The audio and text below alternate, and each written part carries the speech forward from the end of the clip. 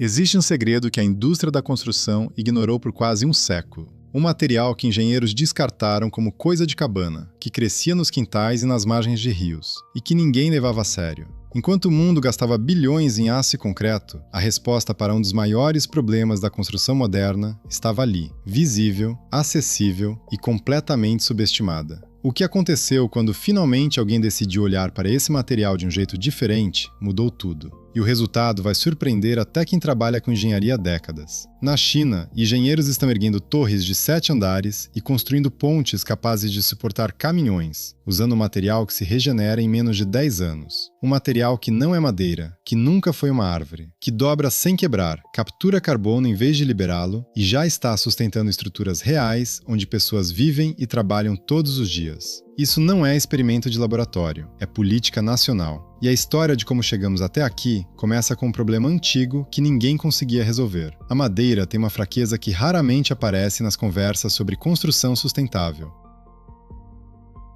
Ela é lenta. Uma árvore resistente o suficiente para uso estrutural leva entre 25 e 75 anos para crescer. E o mundo não tem esse tempo. As cidades crescem em ritmo acelerado, a demanda por moradia aumenta sem parar, e as florestas simplesmente não conseguem acompanhar esse ritmo.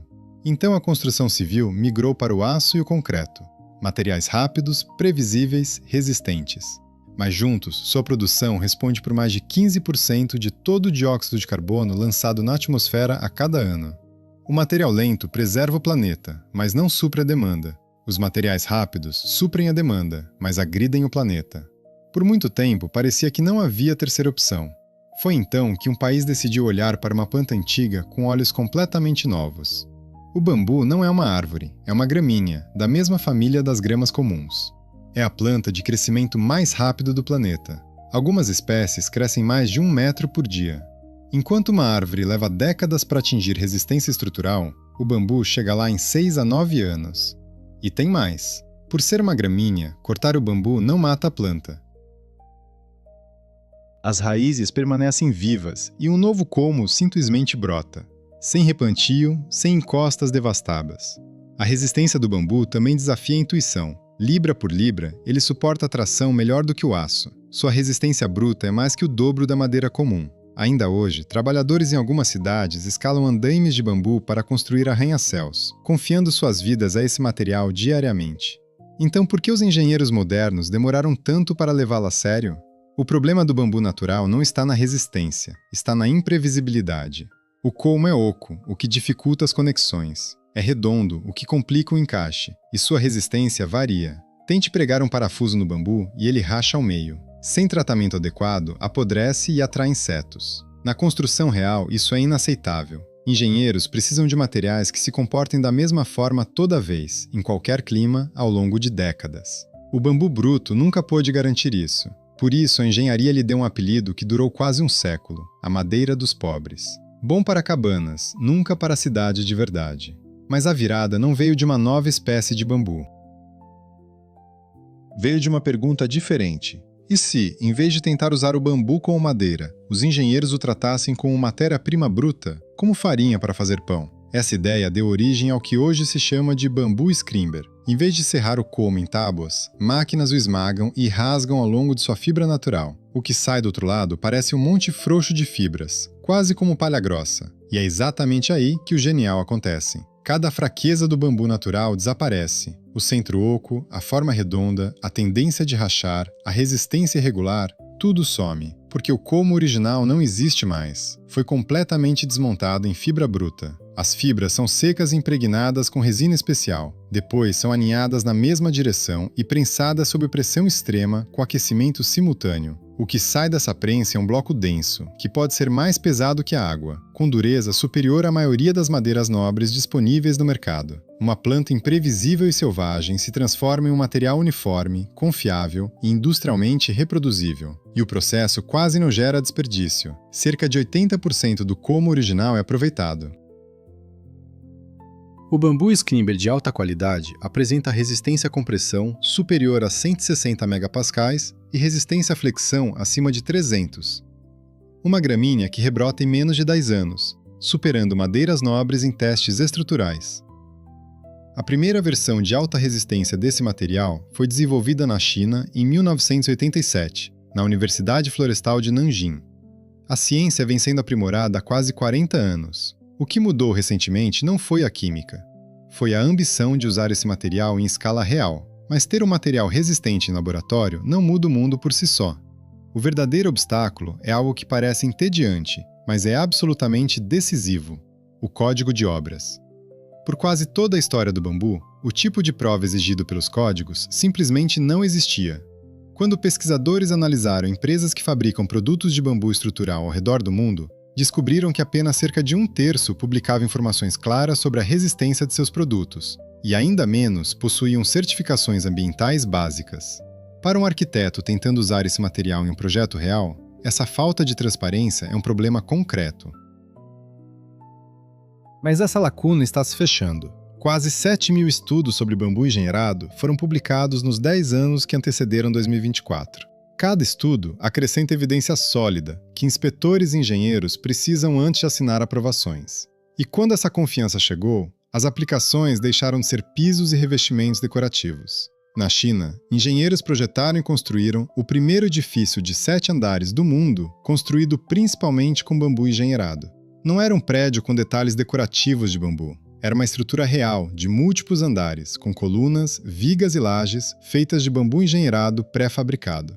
E não parou nos edifícios. Um engenheiro que trabalhou entre universidades na China e nos Estados Unidos usou bambu engenheirado para construir pontes rodoviárias resistentes o suficiente para suportar veículos reais.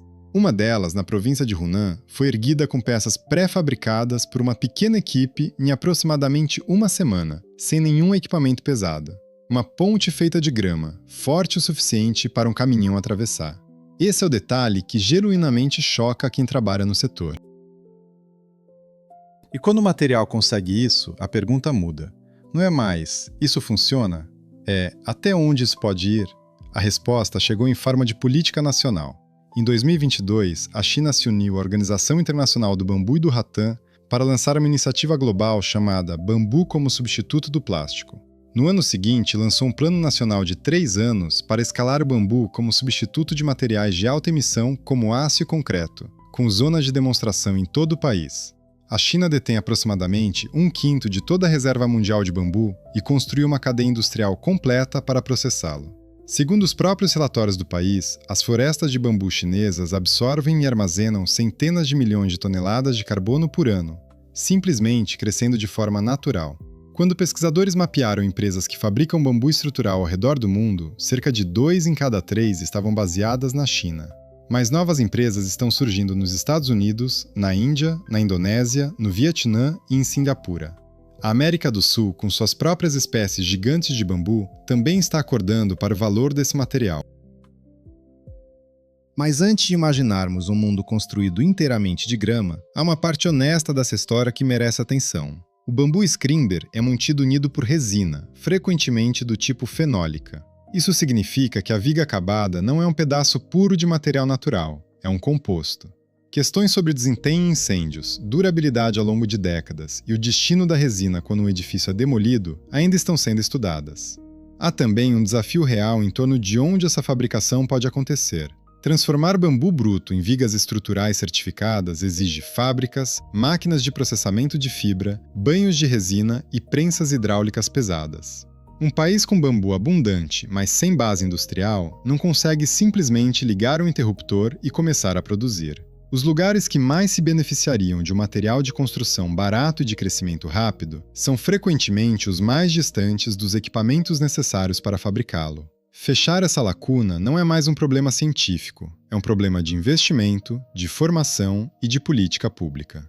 E os códigos de obras mudam devagar de propósito, porque a segurança sempre vem primeiro.